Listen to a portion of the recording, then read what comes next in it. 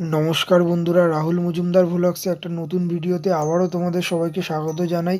তো আজকে আমি চলে আসলাম ব্যান্ডেল চার্চে, ঐতিহাসিক যে ব্যান্ডেল চার্চ। তো পুরোটা ঘুরবো এবং তোমাদের সঙ্গে শেয়ার করব ও সম্পূর্ণ তথ্য। তো আশা করি ভিডিওটা ভালো লাগবে, তো ভিডিওটা দেখতে থাকো লাস্ট পর্যন্ত। তো প্রথমেই তোমাদের বলে দিই তোমরা এই ব্যান্ডেল চার্চে কিভাবে আসবে। তো ব্যান্ডেল এত পপুলার জায়গা, আশা করি তোমাদের সকলেরই জানা আছে যে কিভাবে আসবে, তাও একবার বলে দিচ্ছি। তোমরা শিয়ালদা কিংবা হাওড়া যে কোনো জায়গার থেকে আসো না কেন, তোমরা ব্যান্ডেলে নেমে পড়বে। ব্যান্ডেল থেকে তোমরা অটো ধরে বা টোটো ধরে 15 টাকা ভাড়া দিয়ে ব্যান্ডেল চার্চে বললেই তোমাদের ব্যান্ডেল চার্চে নামিয়ে দেবে। তো ব্যান্ডেল চার্চ খোলা থাকে প্রত্যেক দিন সকাল 8টা থেকে বিকেল 4:50 পর্যন্ত। তো আমি গিয়েছিলাম 25 ডিসেম্বরের 2-1 দিন আগে, কারণ 25 ডিসেম্বর থেকে 1 জানুয়ারি পর্যন্ত ব্যান্ডেল চার্চের যে মেন কক্ষ সেটা বন্ধ থাকে, এমনি বাইরেটা খোলা থাকে, কিন্তু মানুষের ভিড় সমাগম হয়। তাই জন্য আমি আগে গিয়েছিলাম। তো গিয়ে দেখলাম ব্যান্ডেল চার্চের ঢোকার মুখেই বিভিন্ন দোকানপাট বসেছে, দূর দূরান্ত থেকে মানুষের আগমন অল্প অল্প হচ্ছে। এবং ঢুকতেই যে এন্ট্রি গেট ডান দিকটা, তো সেখানে দেখছিলাম তো যীশু খ্রিস্টের প্রচুর ছোট ছোট মূর্তি দিয়ে খুব সুন্দর একটা সাজানো হয়েছে। এবং তোমার কিছুটা গিয়েই যে একটা পার্ক মতন করা হয়েছে, তার সামনেই আছে যীশু খ্রিস্টের যে জীবনের বিভিন্ন রূপ সেখানে তুলে ধরা হয়েছে, সংগ্রাম, এরকম বিভিন্ন কিছু। এবং এই যে তোমরা পার্কটা দেখতে পাচ্ছ, এই পার্কটা আমরা যেদিন গিয়েছিলাম সেদিন বন্ধ ছিল, এমনি খোলা থাকে মানুষের জন্য।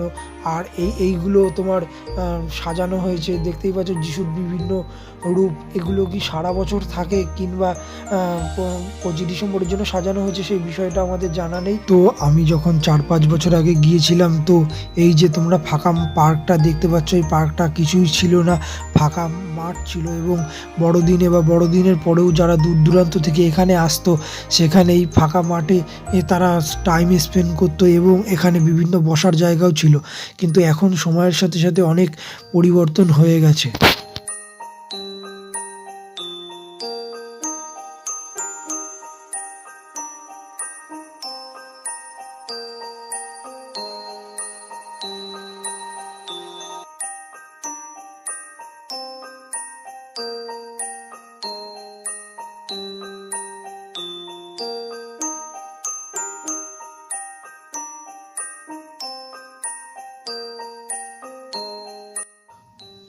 তো তোমরা এই যে দেখতে পাচ্ছ গোল গাছের গুঁড়ি, অ্যাকচুয়ালি গাছের গুঁড়ির মতন দেখতে।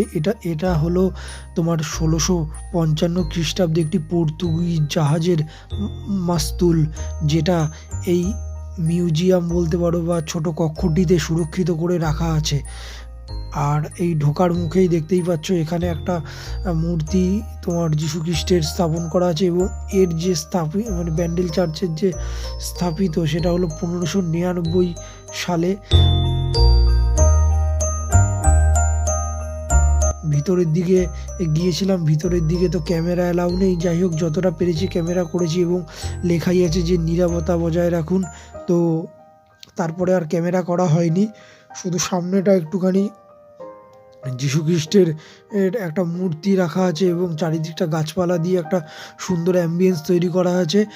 ওইখানটা একটুখানি ভিডিও করতে পেরেছিলাম। এবং আমাদের বলছিল যে তোমরা ক্যামেরা বন্ধ করো। এবং ওই যে মাথাটা দেখছো, ওখানেই মেন যে যীশু খ্রিস্টের একটা মূর্তি, ওখানে অনেকে মোমবাতি জ্বালায়, এছাড়াও তোমার কেউ প্রার্থনা করে, কেউ ধূপকাঠি জ্বালায়। ওখানে সিকিউরিটি ছিল এবং আমাদের মোবাইল অ্যালাউ করেনি, সেই কারণে আমরা তোমাদের সামনে তুলে ধরতে পারিনি ওই যে পরিবেশটা।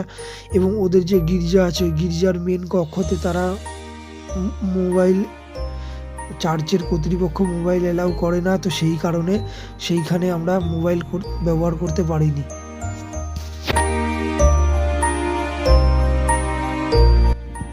তো এই যে দেখতে পাচ্ছ, এটাই তাদের যে গির্জা। যারা এই খ্রিস্টান ধর্মাবলম্বী তারা এখানে প্রত্যেক দিন প্রার্থনা করে নির্দিষ্ট সময়ে। আর এটা হলো তোমার যে চার্চের বাইরের অ্যাম্বিয়েন্সটা ঠিক এরকম। রাত্রেবেলা দেখতেই পাচ্ছ এখানে টুনি লাগানো আছে, রাত্রেবেলা খুব সুন্দর একটা পরিবেশ দেখা যাবে, যেহেতু আমি দিনের বেলা গিয়েছিলাম তো রাত্রের পরিবেশটা আমি অনুভব করতে পারিনি। তো আশা করি তোমাদের কেমন লাগলো সেটা কমেন্ট করে জানাবে। তো তোমরা এই যে সামনে ঘেরাও জায়গাটা দেখতে পাচ্ছ, এটা হচ্ছে খ্রিস্টানদের সমাধি।